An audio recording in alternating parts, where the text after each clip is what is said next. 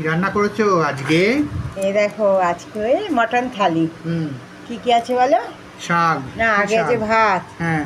লেবু, হুম কাঁচা লঙ্কা লাগবে না, নিইনি, শসা, হুম পেঁয়াজ, হুম এটা হচ্ছে সাদা নোটের শাক, হুম হুম গোল গোল করে আলু ভাজা, হুম লাল লাল ঝাল ঝাল করে মটন। মাটন, হুম। এটা তো মেন। হ্যাঁ, কেমন টেস্ট করে হচ্ছে আগেই? হুম, কেমন হয়েছে? দারুণ। দারুণ তো। হুম, আর আছে আমের চাটনি, আমের চাটনি, আর হচ্ছে পাঁপড় ভাজা। পাঁপড় ভাজা। পাঁপড় ভাজাটা এখন বের করলাম না। ঠিক আছে। ঠিক আছে, পাঁপড় ভাজাটা এখন প্যাকেটেই আমের থাক। চাটনিটাও অনেকদিন পর হচ্ছে, মটনটাও অনেকদিন পর হচ্ছে। না না, এর মধ্যে আরেকদিন হয়েছিল, ভুলে ও গেছি। হ্যাঁ, সেইটা ওরম হয়নি। এত রগরগে শরীরটা হয়নি। খারাপ না তোমার? হ্যাঁ, এত রগরগে পাঁপড়টা এখন বের করলাম না, ঠিক আছে, পাঁপড়টা হুম নেতেই যাবে। হুম হুম। এই হচ্ছে আজকে আমার মাটনের থালি। খুব সুন্দর হয়েছিল মটনটা, জানো? ঠিক আছে, তোমরা কে কী রান্না করেছো একটু শেয়ার করো আমার সাথে। আর আজকের লাঞ্চ থালি যদি তোমাদের দেখতে ভালো লাগে প্লিজ একটা লাইক করে দিও। দারুণ চলো। হয়েছে।